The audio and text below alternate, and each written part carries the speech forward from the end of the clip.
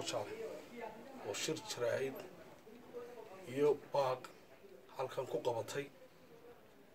dhibaatadii iyo musiibadii ka dhacday xalay magaalada Wajaale ganacsi badan oo tiro badan ay ku gubtay magaalada Wajaale oo dab qabsaday marka fariinta halkan laga dirayaana waa baaq iyo ogeysiin dadweynaha reer Somaliland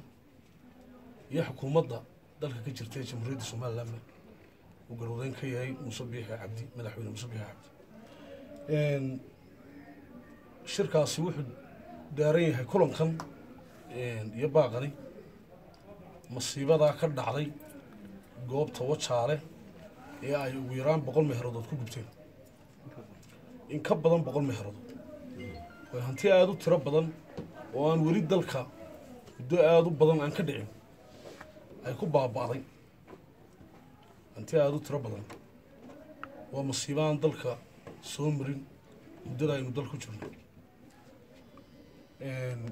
marka kolley hadal badan aniga ima banaana gudoomiyihii guddida ganacsiga hore dhammaan ganacsatada iyo xubnaha shirka jaraa'id miday waan salaamayaa marka labaad waxaan maanta halkan ku qabanay shir jaraa'id oo aan uga dan leenahay masiibo dab oo xalay ka dhacday magaalada Wajaale oo hanti badan dad badan hantidoodii ay ku burburtay oo ay ku baabaaday dadka waxaan Ilaahay uga rajaynaynaa oo Ilaahay uga baryaynaa in wax khayr qaba oo hanti wax khayr qaba Ilaahay bedelka isaga wax bedele ugu bedelo ayaan Ilaahay u baryaynaa laba qodob baan ka oranaa mid weeyaan dadkaasi walaalihiina ganacsatada ahaa waxa burburay in ka badan 100 meherood oo isugu jirta bakhaaro waaweyn istoodho kaydaha bacadlayaal hodheelo ganacsiga intuu ka kooban yahay oo dhanba in ka badan 100 meherood oo isugu jirta ayaa burburay ganacsatada reer Wajaale marley waxaan baaq u diranaa xukuumadda Somaliland garwadeynka ka yahay Muuse Biixi Cabdi ee waliba cusub iyo ganacsatada reer Somaliland ee awalba wixii dadka ka warhayn jirtay ama isku xidhnaa jirtay in dadka ganacsatada qasaaro ku dhacay cidii wax ka qayb qaadan kartaaba ay ka qayb qaadato dhibaatada ku dhacday sida looga caawin karo bini'aadanimada qodobka labaad aan ka hadlaynaa waxa weeyaan waxaanu nahay magaalo weyn oo Wajaale la yiraahdo waxa taala hanti badan oo ay leedahay ganacsatada waaweyn ee Hargeysa joogta Hargeysa degan ee wadanka meel kasta ka degan hantidooda oo dhan ama hantida wadanku ku dhaqdhaqaaqa waxa istoodhay kayd u tahay Wajaale taala Wajaalena waxa ka jirta dhib badan oo ay ugu horeyso wadooyinku waxa weeyaan dibdimisyadii booyadihii meel ay ka galaan wadada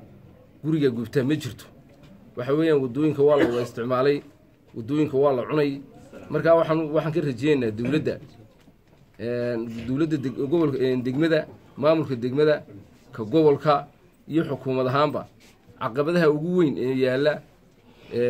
marka wax dhacaan masiibo dhacdo gurmad looga baahan yahay halkii laga gurman lahaa iska dadka ayaa cidhiidhiya dadka maamulka degmada in aanay tani haddii ay saa ku sii socoto waxay noqonaysaa wax dhibaatooyin kala dhacaan tii ugu salanayd bay noqonaysaa marka waxaan ka codsanaynaa inay wadooyinka maamulka degmada iyo ka gobolka iyo xataa xukuumadda waxaan doonaynaa inay wadooyinka wax ka qabtaan oo wadooyin dadka looga gurmado oo si degdega in wadooyinka wax laga qabto waa codsiga koowaad in xukuumadda u dirayno waxa kale oo jirta dadka ganacsatada waxaanu nahay ganacsataanu naho marley anagu waxaan raadinaynaa halka shilin baan raadinaa laakiin waxa weeyaan maamulku mas'uuliyadda inuu soo saaray waxa jirta bakhaarada iyo sakadaha bakhaarada dhulka ugu ciriirsan waxa jirta kaalmo bakhaara ka dhex furan oo batrool yaalo oo shidaal yaalo oo gaas yaalo oo lagu dhex iibiyo waxa weeyaan maamulku qofka ganacsatadii haddii ilmaha yar haddii hooyadii leexin weydo xagga u leexin weydo ma leexanayo qofka ganacsatadii dadkan kale dib u keenaysaa isma shilinkiisu eegaya maamulka waxaan ka codsanaynaa in laga saaro shalay tan xalay oo kala dhacday haddii sekadaha ay ku dhex yaalaan kaalmuhu oo kale ay ka dhici lahayd magaaladu waxba kamay hadhin marka waxaan ka codsanaa dhibaatooyinka noocaasa dee in wax laga qabto si degdega ay xukuumadda iyo maamulka degmadu ugu horreeyo ka gobolku ku xigo oo xukuumaddu sare aan baaq u dirayno in sida ugu dhaqsaha badan leh hantida masiibo weyn ayaa dhacday waxaan dadka uga alla baryaa marka u horeysa in ilaahay cawad khayr qaba uu ka siiyo waxaase maanta aada inoogu farxada mar haddaanay meyd maanta inoo oodino anay nafi aanay ku bixin taasaa ilaahay mahadiya laakiin waxaan leenahay dadka maanta reer Togwa Jaale masiibada soo gaadhay hore umay dhicin intaas sannadood ee aan waddanka ku jirnay waxaa markaa masiibooyinka marka ay dhacaan unbaa dadku ay baraarugaan oo ma garanaysaa la yidhaahdaa maxay ku dhaceen iyo siday ku dhaceen laakiin inta ka horeysa waxaad moodaa ciddii jaangoyn lahayd ama wax hagaajin lahayd inaanay ma garanaysaa shaqadeedu aanay qabsanin anaga waxaa jirtay markii aanu waddooyinka samaynaynay waddooyinkan oo dhan waanu wada samaynay gudaha magaalada laakiin waa lanaga daba bixinayo barande unbaa soo socday 3 jeer baanu la kulannay maamulka dowladda maamulka degmada oo nidhi war anaguna waddooyin baan banaynaynaa idinkuna waxaad bixinaysaan barandayaal war ka joojiya haddana waxba kumay joogsanin dadkii wuu ka yimid aqaladii lagu ganacsan lahaa waa laga yimid 10 mitir ama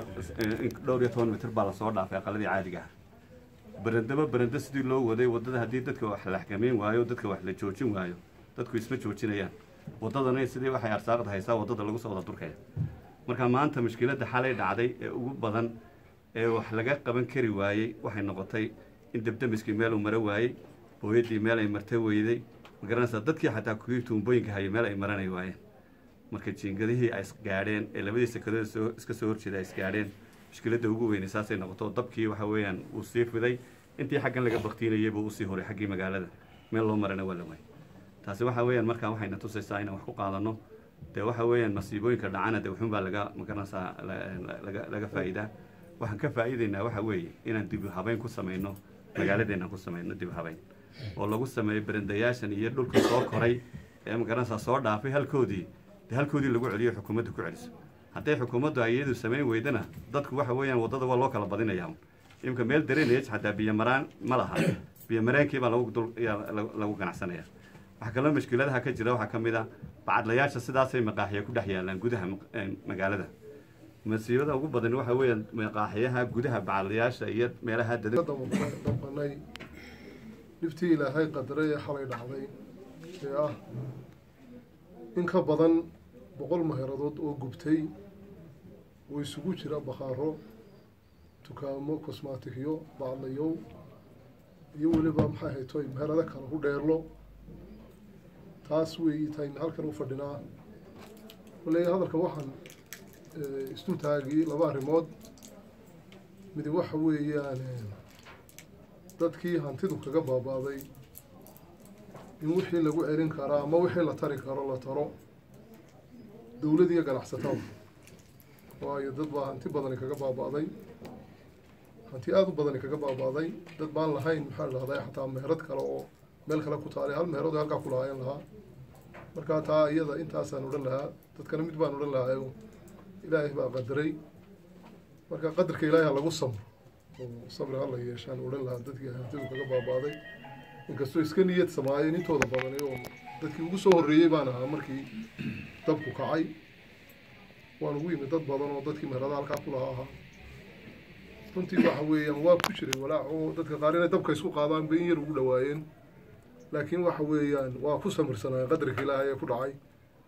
marka taa dadkana waxa la samir ta waxa weeyaan dhinaca magaalada iyo arrimaheega hoose sida ay sheegeen gudoomiyaha ganacsatada iyo gudoomiyaha guddida horumarintu wax badan baa in wax laga qabto u baahan runtii ganacsada mooyaane qoladan ganacsatadu ganacsigan maxaad ku badbaadisaan su-aashaa isma weydiiyaan laakiin meherad aada u yar socotuun halkaa dariiqa afka u saar halkaa un bay ka taaganta waa arkeen saxaafadda iyo mas-uuliyiinta dowladda iyo intuba waa arkeen dhowr guri oo daaraabaa badbaadiyey magaalo idil oo uu ka mid yahay maxaa dhahdaay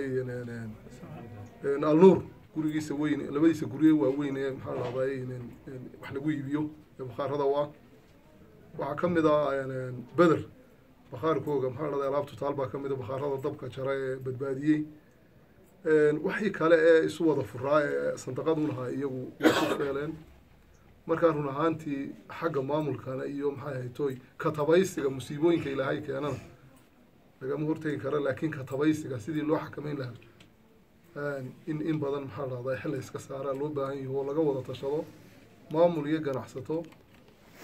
intaba in laga wada tashado waxa weeyaan sidii maxay haytoy aanay taas oo kale waxaan odhan karaa maanta somaliland intay jirtay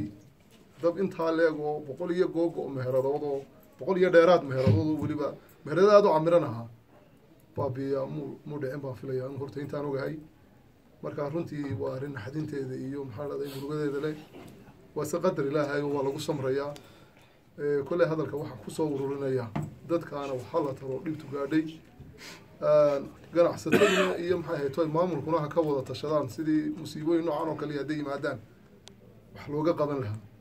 waan joogay waxba kamaanaan qaban karay kolba waxbaa maqnaa oo kol biyaa maqnaa kol maxay baa maqnaa kol wuxuunbaa naga dhidhinaa intaanu aada u fidin baan imid aanu dabku koobnaa waxba se lagama qaban karay inamadoo laga toosiyey oo ka yaacay mooyaane wax kale lagama qaban karay kolley hadalkayga intaasaan kusoo ururinayaa magaalada Wajaale qadarullah ma shaa facal oo waxa loo keenay oo ku sameysanahay maadaama aan ka mid ahayn dadka hantidu halka ay kaga burburtay qadarka Allah wuxuu keenay Allah markii hore noo dhiibay imika Allah un baa qaatay oo aan ku sameysanahay dadkana waxaan leenahay qadaanay intaas u dambeeyay baa jiray ganacsatadu waxay tabaala ay taaqunaan la soo gaari karaan la soo gaadhaan wixii ducana la soo garab istaagaan assalamu alaykum warahmatullahi wabarakatuh والصلاة والسلام على رسول الله صلى الله عليه وسلم وقت وحويان dhibaato weyn masiibo weyn oo qaran ayaa Wajaale ka dhacday oo ah dab aan wali dalka meel intii aynu imika garanayno wali meel uu ka dhacay dab inta leey dalkeena Soomaaliland ma jiro taas waxa weeyaan waa masiibo qaran oo dalkeena oo dhan saameyn ku leh ganacsiga halka yaalay dalka meel kastaba uu saameyn ku leeyahay oo waxba ku leeyahay marka waxa weeyaan taas waa taas waxaan u leenahay dadkii wax ku noqday ee hantidoodu kaga baabaaday ilaahay ha u cawilo maanta waxa weeyaan wax naf oo ku go'ay ma jiro laakiin hanti badan oo ilaa 100 meheradood in ka badan oo isugu jira cosmetics supermarketyo electroniyaal muxuu ahay bakhaaro raashinka lagu iibiyo muxuu ahay meelo wholesale ah oo muxuu ahay aad u waaweyn hoteelo ganacsiga noociisa oo dhan ayaa wax ku noqday marka waxa weeyaan taasu maanta anagu haddaan nahay reer Wajaale marka waxyaabaha yaryar ee muxuu ahay dababka guriga iyo waxa ka dhaca hawlaanu dadka ula qeelishan jiray ma anaga dhexdeeda dhamaysan jiray laakiin maanta waxaan leenahay tan waa mid ka culus tii aanu kaliya wada jirnay hadday dawladda tahay hadday muxuu ahay ganacsatada dalka oo dhan tahay hadday dadka dabadaha jooga tahay waxaan doonaynaa in gurmad weyn oo muxuu ahay qaran oo muxuu ahay de loo gurmado dadka oo muxuu ahay sidii de muxuu ahay wixii loo tari karayo loo tari la aynu muxuu ahay waliba dad dhalinyaro ah oo muxuu ahay ganacsiga ku cusub oo wada dhalinyaro meedana oo ilaa muxuu ahay waxaan maleynayaa ninka u badan intooda badan inaanu 40 jirka weyn inuu yahay dadka ugu yaryar dhalinyarada ama ayba ka yaryaraayeen oo ah ganacsiyo abuuray oo soo koray oo aad u shaqeeyay oo dadkii muxuu ahay maanta tahriibta laga fariisinayo kala ay ahayn dadka meesha meherada ku haystay marka waxa weeyaan taas waxay u baahan tahay in de qof qoladaan raasamaal badan oo dambe oo dabada ku sii hayaani jiray in de la dib loo eego way u baahan tahay